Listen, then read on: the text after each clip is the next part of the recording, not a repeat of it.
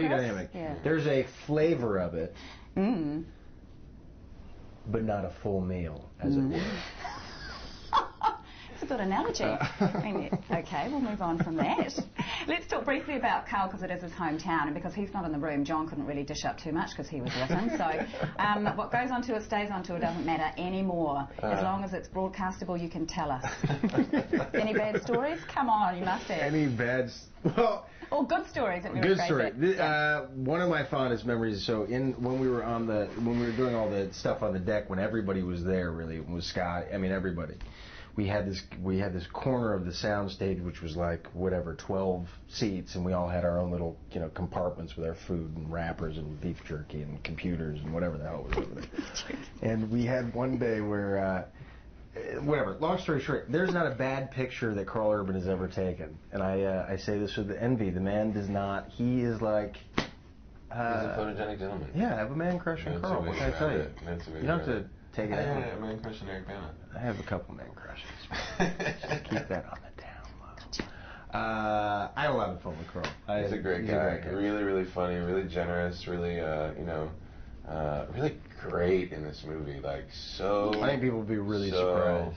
Good, because again, it's a really fine line that we all had to walk, really. But he did it with such a aplomb. I was so impressed when I saw it, and such a great time working with him. It was pretty funny on the plane coming from Sydney last night. Someone was in his seat. Someone was sitting in his seat, and he was like, "Okay." So then he just sat in another seat, and then somebody came. And there was somebody. What happened? I don't know. It was really funny when it happened. Not so funny in the telling. No, Thanks, I tried. So. I tried. You did. You gave it a good go. There was a seat mishap on the plane that was hysterical. I think it has to do with the zeitgeist, aplomb. They're two very good words you've rolled out, actually, in the last 20 minutes. I'm impressed. I am too. I do what I can. Now, a little bit about the film and J.J. Abrams taking the helm of this and going forward. Obviously, the possibility, I think, that the sequel's going to start to happen and maybe even a third one. So much, the weight of the world on your shoulders when you reboot a franchise like this. It must be kind of intense. Did you get a feeling of that excitement when you first started shooting? Yeah, it was really exciting. I mean, I think, I can't think of anyone better to lead this franchise in a new direction than JJ. I mean, it makes so much sense. And that was a big draw for both Chris and I to become involved. And, I think he's arguably one of the most imaginative people working in Hollywood today. And his skill and execution is sort of unparalleled. So it's great, and... somebody said in Sydney yesterday, a journalist brought up something that Gene Roddenberry had said before he passed, which was that he had hoped someone would pick it up again and take it and carry it further than he was able to carry it. And that was really moving to me. I didn't know that he had said that. And, it's to be a part of that and to be a part of it with JJ is an incredible honor, for sure. I think what the feeling that I got, and I talked about it with the guys beforehand, and they gave me grief for this, was that sometimes Trekkies can be seen as kind of geeky, and I feel like this movie is going to make being a Trekkie very cool. I hope so, and I think that was JJ's JJ's intention. Clearly, was to invite more people into the fold, basically, and I think. For the non-fans, maybe there was, you have the people behind it. You have JJ, and you have Bob and Alex, and you have Damon Lindelof, and you have a really nice balance between the non-fan, the self-professed non-fan JJ, and then someone like Damon Lindelof and Bob Orsi, who are huge fans, who are you couldn't ask for greater protectors of Trek canon. So you had a really nice balance between the fresh perspective and paying homage to paying tribute to fandom. We talked a bit about that with Carl as well. He's had a bit of experience with the Lord of the Rings, kind of that really passionate fan. Have you guys encountered any of it quite yet, or is it early days? It's early days I've been on this show, Heroes, for a couple of years now, which has its own passionate fan base, but I think this is another level, and to be honest with you, I've been to a couple of conventions. I did a couple of conventions in the States with Leonard, and it was great to have that experience with him by my side, obviously, but I find, I don't know, I keep waiting for the really weird experience or the really sort of unsettling people but everybody's so cool and actually excited and enthusiastic, and you know, I mean, there's obviously some eccentricity in that group, but it's not offensive, and it's not intrusive yet. So I hope it remains that way. And if it does, then I'm cool. Like, you know, I don't mind engaging them or hanging out. Do you?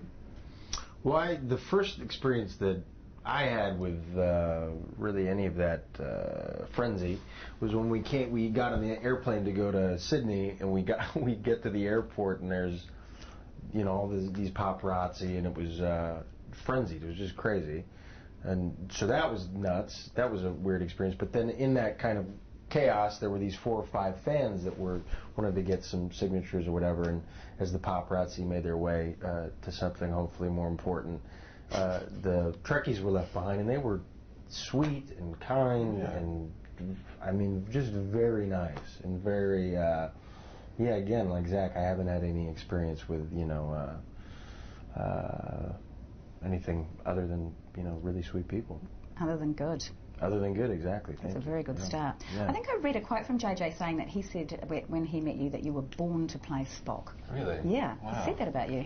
It never once crossed my mind until I got an email from a friend of mine that was a link to some sort of Star Trek chat board or someplace that I would never have found my way otherwise. And it announced that they were going to make this new movie and had a list of potential actors to play these roles, and I was on the list, and I was like, wow. And then it sort of began, you know. So it was a very organic evolution. I will say that, you know. I don't know, you know, the people I'm sure have different points of view on fate or sort of that predestiny kind of idea, but you know. I certainly sported the Spock haircut when I was like, from the time I was like 11. Who didn't sport the Spock haircut? No, you don't know, dude. You do No, not. I had the same haircut. Really? Oh, yeah. I mean, the full-on mom put the bowl on the head and the whole thing. Oh, yeah. Yeah, but I looked really cute. Mine carried into like my early high school years. Right, a little bit when too you were far, like maybe? 6 or 7. Yeah. Yeah, I was like 14. That's awful. It was horrifying. It's really awful. So, you know, maybe I was. Who knows? Yeah. Who knows? But I'm certainly glad that I am. I was saying before, like, I never would have imagined science fiction to factor so prominently into my career.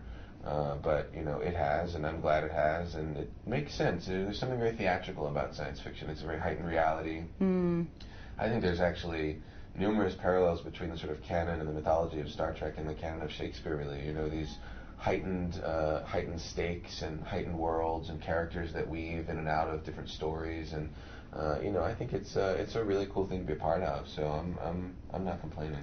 Oh, I can see Certainly. that. Now, don't punch me, but this is how I kind of saw... I wasn't planning on punching you. Welcome to New Zealand. This just took a turn. It wasn't a good start, After was Chris God. Sucker punch. We can hug or cuddle, but I'm not going to... I might go for that then. I saw your Captain Kirk as a little bit James Dean. There was a little moment where you were Maverick from Top Gun. Oh, yeah. And there was a little bit of Luke Skywalker. Well, Maverick... Are you happy with that? Maverick... Thank you. That's very flattering. Yeah, I mean, as a kid growing up, I wanted to be a fighter pilot like Maverick. Any day, wear the leather jacket and ride the motorcycle. That was I huge. wanted to be Don Johnson from Miami Vice. That's not So I your used to wear shoes. blazers with the like, shoulder pads? shoulder pads and no t-shirt. And lots No of shirt pistol. under, and keep a gun in the belt of And my you pants. just kept on calling your best friend Tibbs or Tubbs or whatever. Hey, Tubbs! Just really embarrassing. But